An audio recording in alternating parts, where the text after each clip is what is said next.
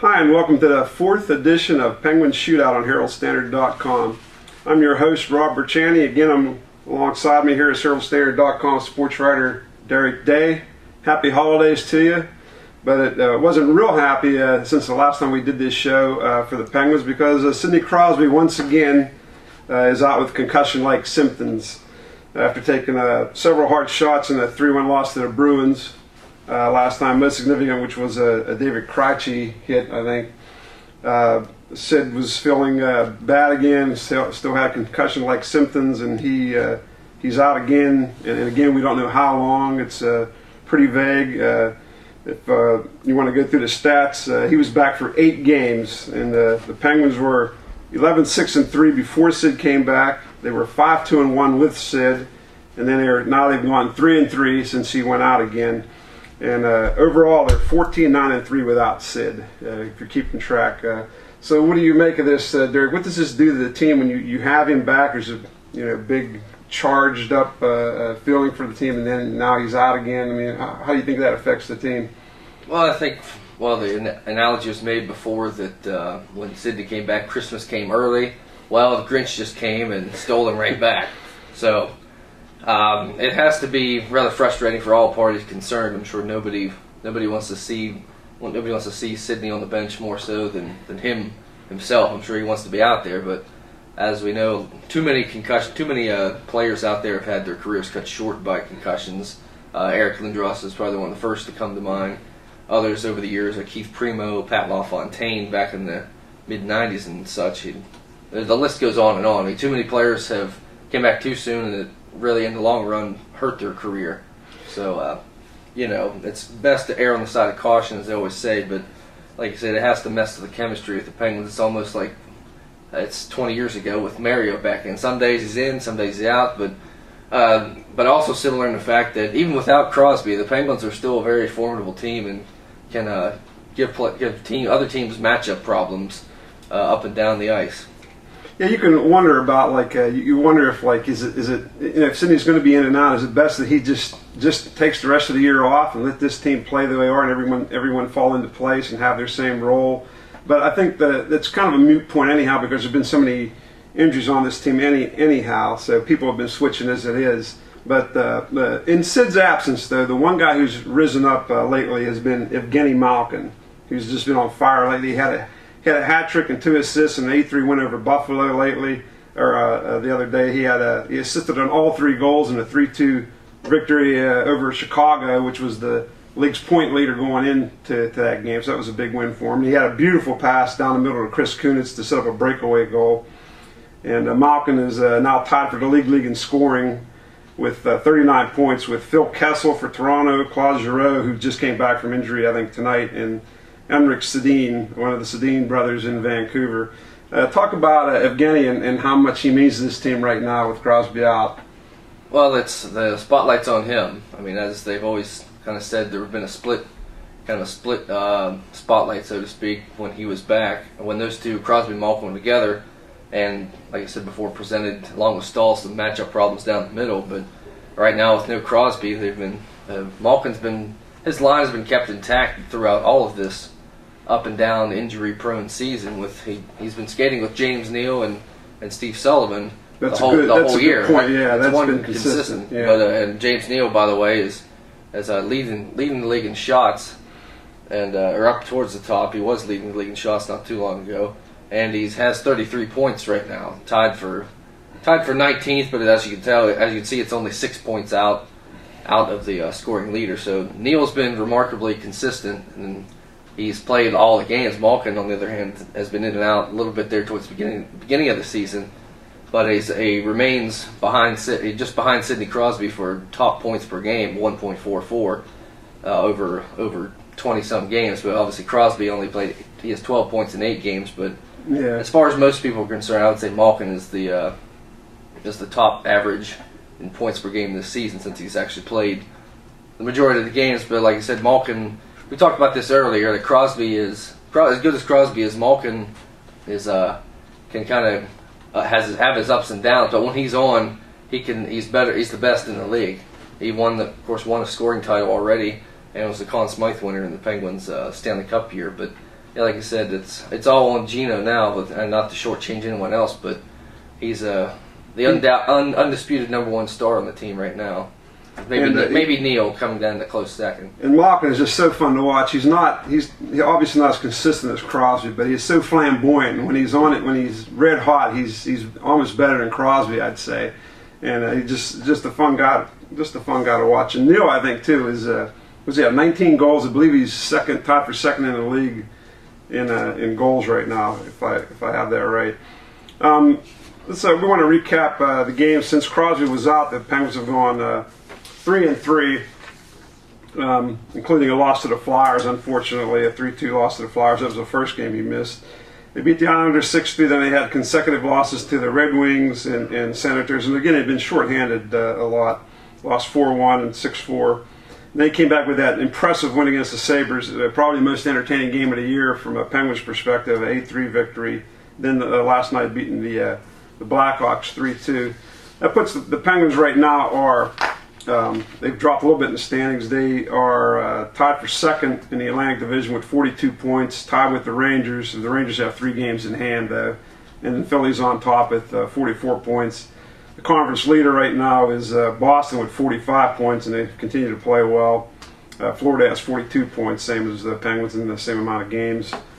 So the Penguins have dropped a little bit off a little bit, but I think if they start to get some of these guys back, some of their injuries, they've been crushed by injuries, and we want to talk about that next, especially the defensemen that have been out. Chris Letang's been out with the concussion.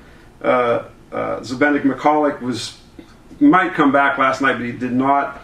Paul Martin's out now too. Ben Levenwood just returned after missing 18 games with a broken wrist. They've actually been pretty remarkable with all these injured defensemen out, don't you think? Yeah, I mean, and with all these injuries and such, I don't know if it might want to seem like they need another doctor on the team, maybe, or something. But they just constantly can't catch a break in terms of the injuries. But like I said, it goes to show what a good system they have up in Wilkes-Barre. They play all the same systems, and that's why it provides a seamless integration when you bring up players from the AHL, and even Dan Bylsma came from there originally. He was playing in Wilkes-Barre, and he got the call to replace the ineffective Michel Therrien when the team was struggling back in that Stanley Cup year. But it pays to have the same system from top to bottom. That way, when you need those players, you can call up to them, and they know what they're doing. They're not like a fish out of water trying to learn a completely new system the night of the game. So, yeah, I mean, it's frustrating to see all the injuries and such, but now we're seeing the real all the hard work that Ray Shiro's done, in addition to his scouting staff. Former Penguin Bill Guerin's a part of that as well. So we see what a good job they've done in finding these quality players the Penguins have drafted over the years. Can you hear me now? No. Okay, but yeah, they take, like I said, in addition to that, we've got to see Simone Dupre, Penguins' top draft choice. Scores a goal in his first game, yeah. Yeah, so he's played well, and I mean these young guys. The Penguins are getting younger, and it just seems to be no end in sight of the injury front. We just hope the Penguins don't end up calling players up from Wheeling before it's over. Yeah, but that is a great point. Is the system is the same throughout, and it's just when they call a guy up, he knows exactly what to do, and he steps right in constantly. Since it is Christmas time of year right now, we were wondering what the Penguins might want underneath their Christmas tree, if they could have anything they wanted. And I was thinking, like, okay, if you look at the team, what they need here, where they need defense, goalie. I mean, I guess the only thing we can look for was what?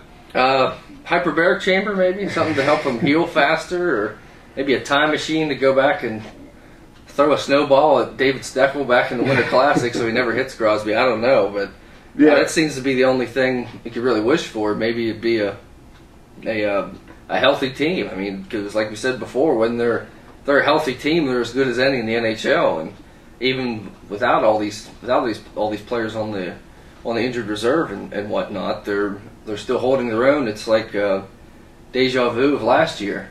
Unfortunately, it's just hope they make it further than one round and done like they did in 2011 playoffs. So our gift is to have for the Penguins. We'll just try to send them to have everybody healthy again. That would be the best gift, obviously. Yeah, because they really don't need anything if they can just keep everybody healthy.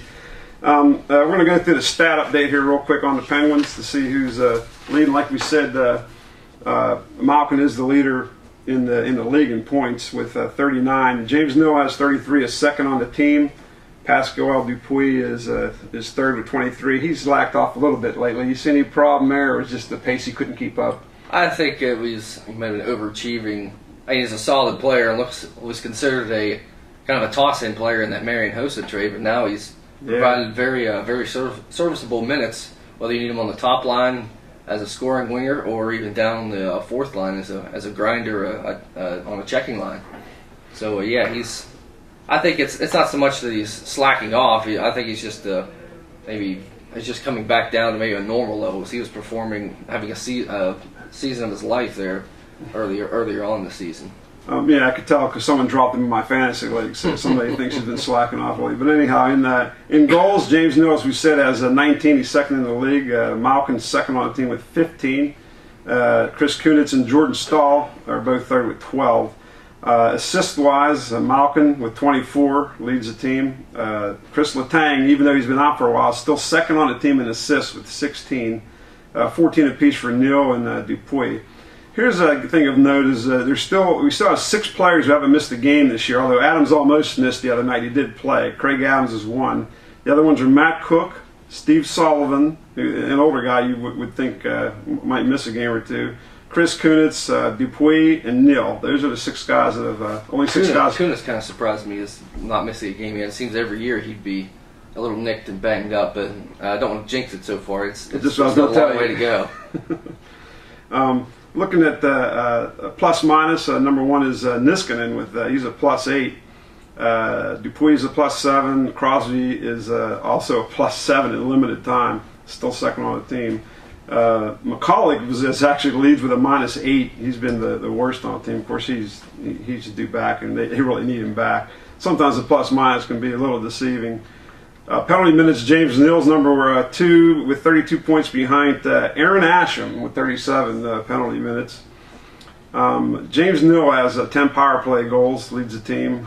Malkin has 5. And game-winning goals, Dupuis has 3. Malkin leads with 4. And shooting percentage is still Jordan Stahl, still surprising. He's 20.3% shooting percentage, and Neal's at 14.0.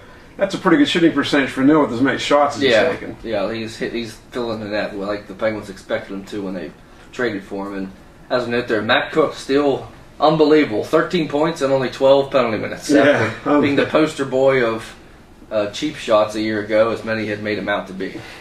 We want to touch on real quick let me just go through the penalty. The Penguins rank in the power play and penalty killing real quick. Power play, they're 19.6%. They're 8th. Vancouver leads with 26.1. And penalty killing, they've dropped to 4th. Still pretty good, 87.7. New Jersey's at 92.6, leading the way. Any thoughts on that? No, I think the power play number's a little bloated, considering they really filled the net in the power play against Ottawa, as well as the Buffalo game. But the Ottawa, they really ranked them up. I think they were 3 for 3 on the power play, so that'll really boost your percentages, even though everybody likes to see you score more in the power play. It seems too much passing, but I prefer to see a shooting gallery, but that's just me. One non-Penguin thing of note is coming up. We'll touch on this last before we leave you here. Is the Winter Classic, Rangers against the Flyers on New Year's Day at Citizens Bank Park in Philadelphia. Penguins host the Flyers on December 29th. Any quick thoughts on that? Any prediction on that game? I mean, it's going to be a divisional game.